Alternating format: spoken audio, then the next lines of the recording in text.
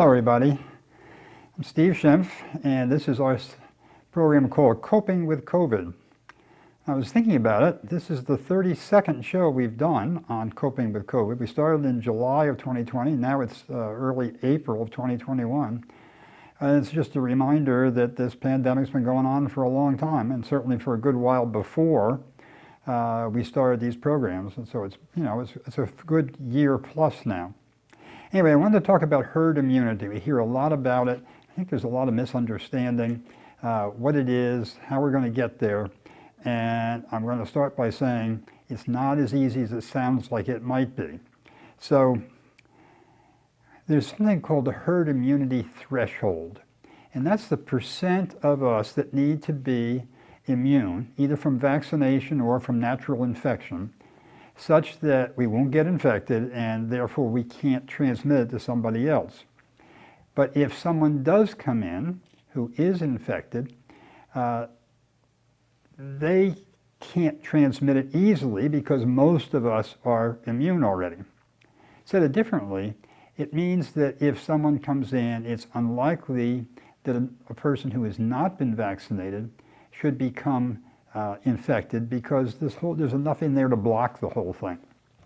So I'm going to spend a little time on that, and we'll just sort of dig into what that means a little bit. Anyway, what's this threshold? What is the threshold?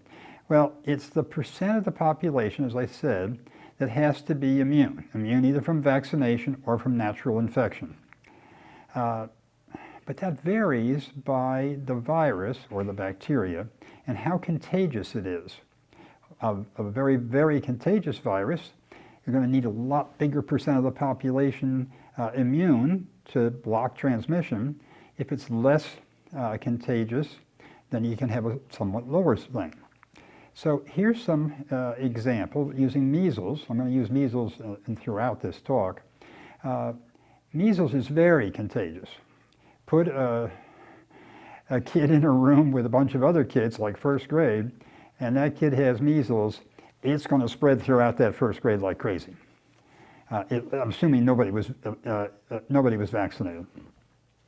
So on average, this is just an average, but on average, a person who has measles will transmit it to around 11 to 16 other people.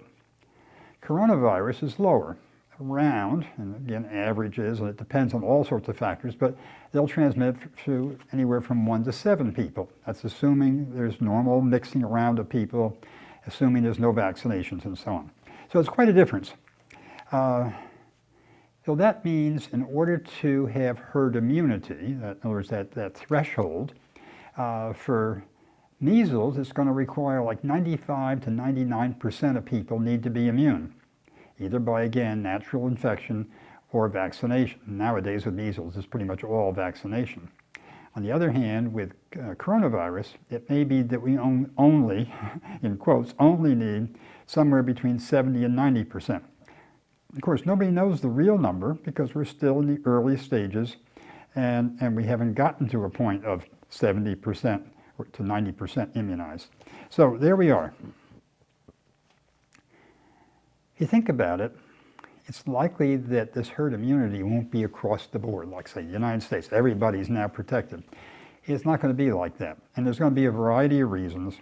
For one, the vaccination is distributed among the population unevenly.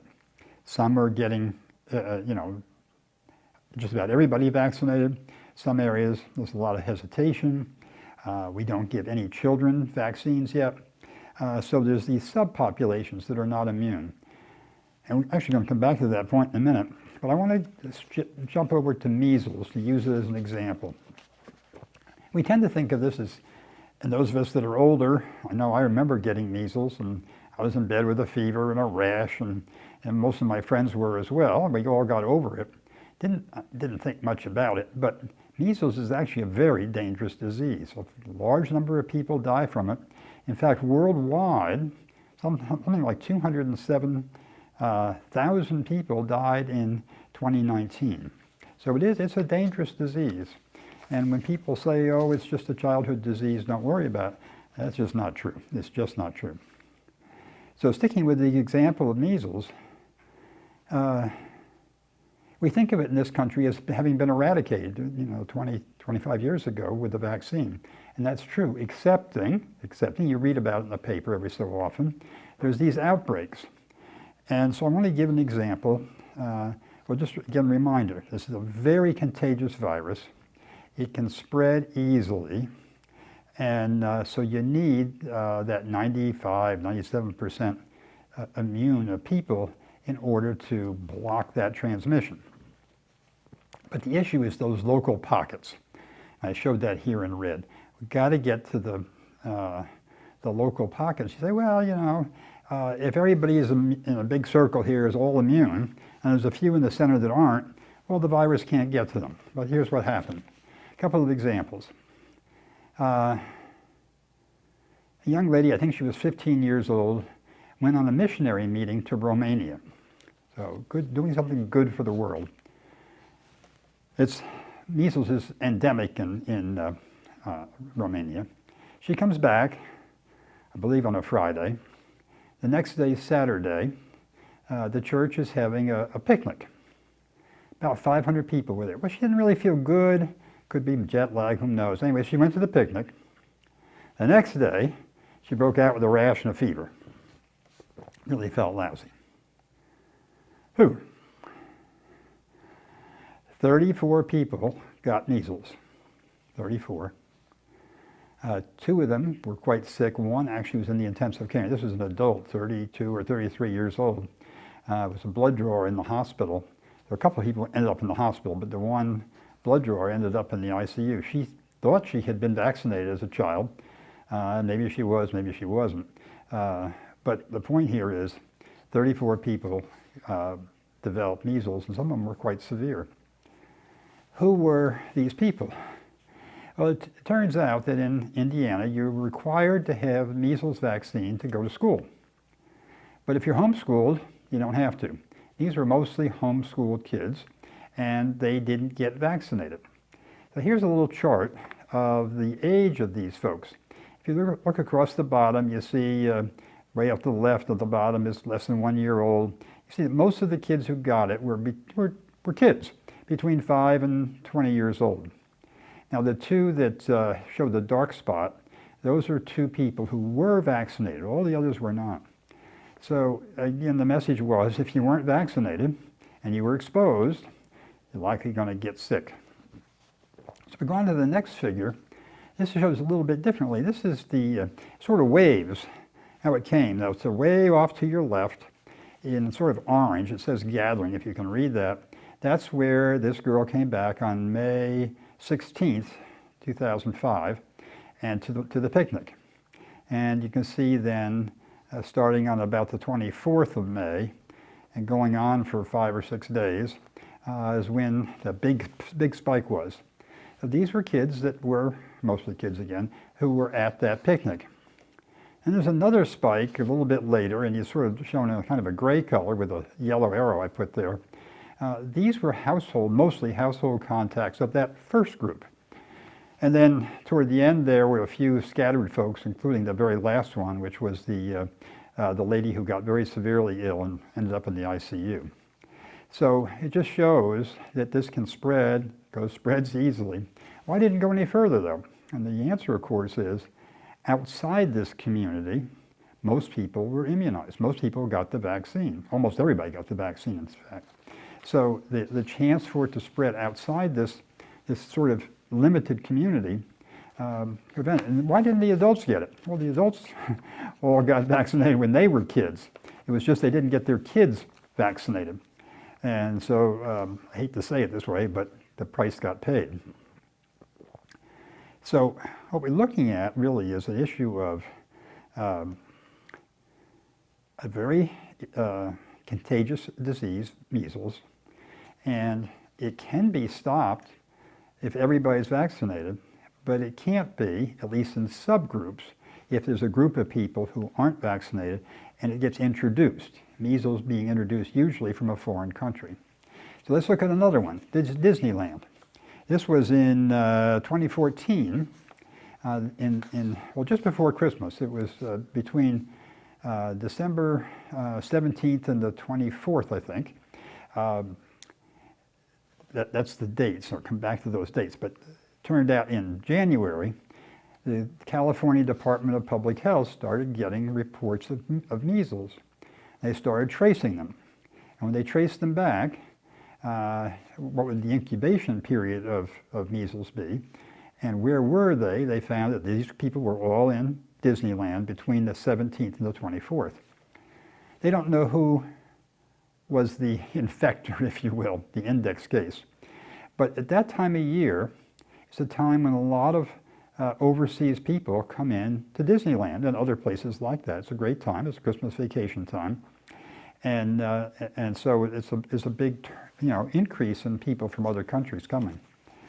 So now they go back and they trace these folks. And let's see, at least 120 people, I say at least, these are the ones they know about.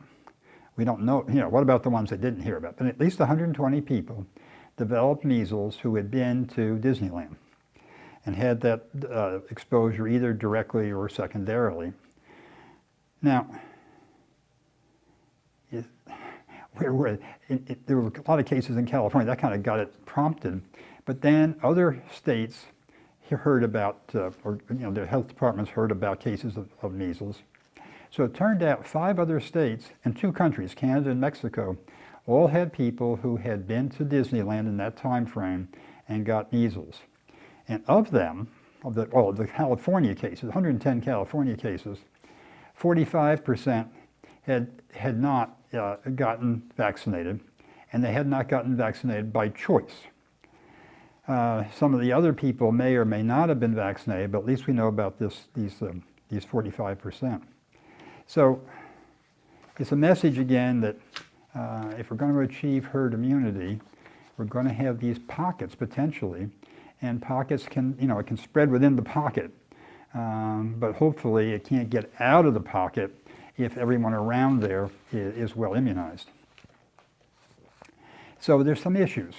What's it going to take for us to get herd immunity to the coronavirus? We already said we need to get up to probably 70, 80%, 70, 90% immunized either by vaccine or by natural infection. And so we'll get there, but there's some roadblocks again.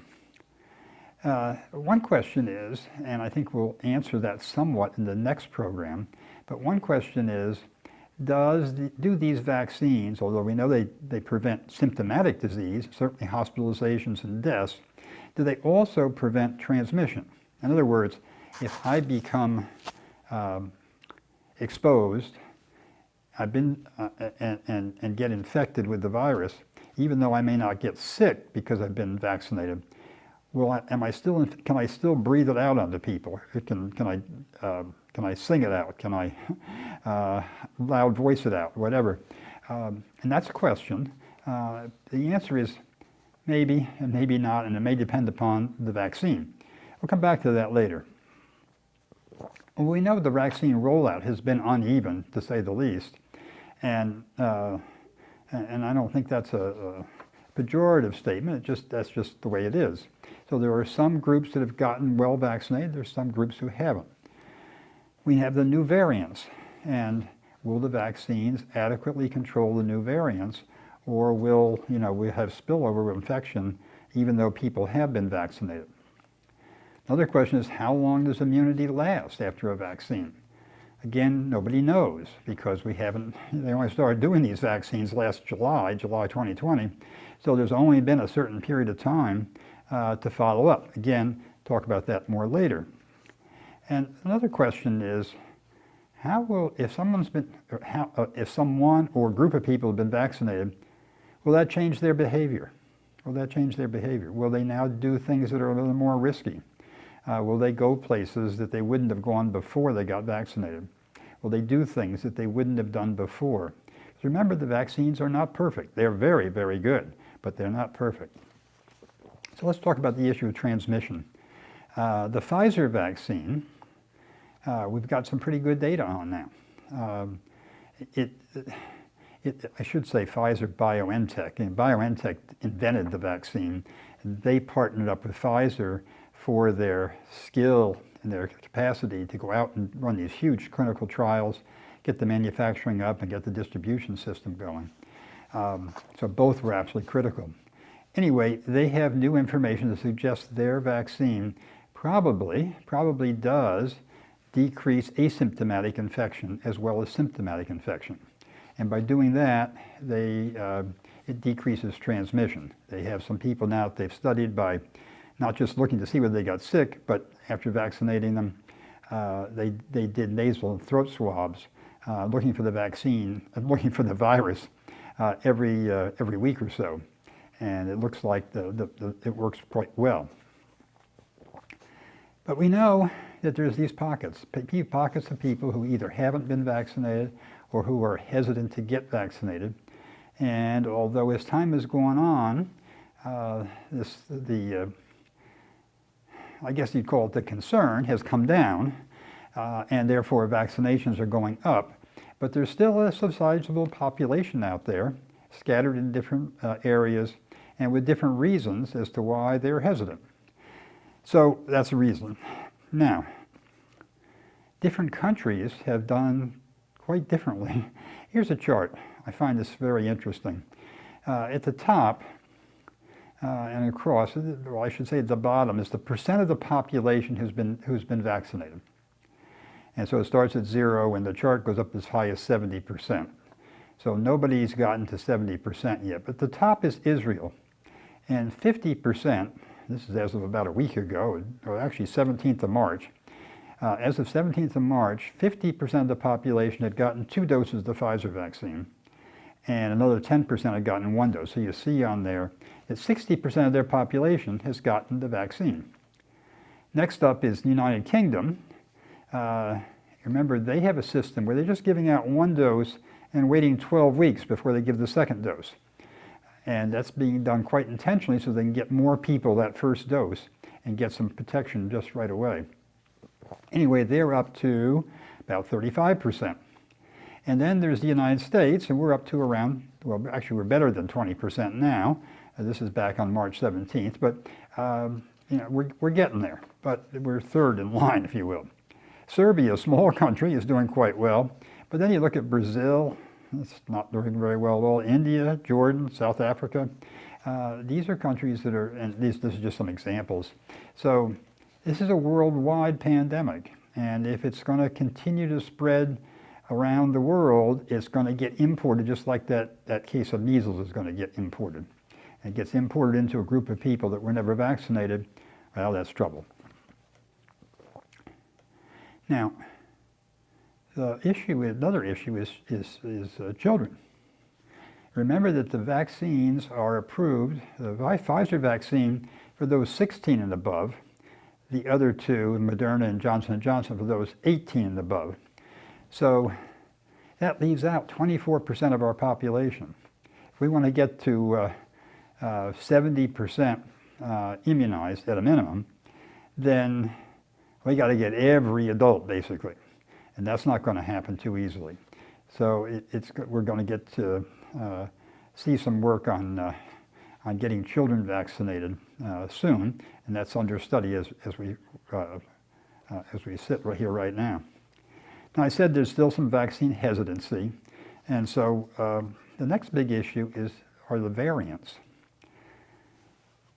The United Kingdom variant, which is now the predominant strain in the United States, as of a couple of weeks ago, is handled quite well by the 3 authorized vaccines. So don't need to worry about that too much. The South African variant's another story. Well, it's a concern. It turns out the Pfizer and Moderna vaccines are probably adequate. And the Johnson & Johnson probably is adequate as well. The AstraZeneca one may not be. So the next question is, how long does immunity last? Well, there's now enough data to say that it lasts at least 6 months. Probably lasts longer, but we don't know that yet. And the whole issue about will vaccines will change our behaviors?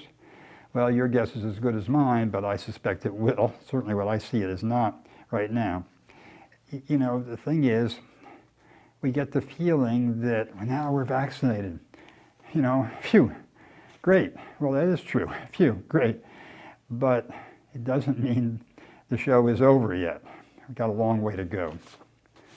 So to me, best bet, I'll just use that term, we got to get as many people vaccinated as quickly as possible.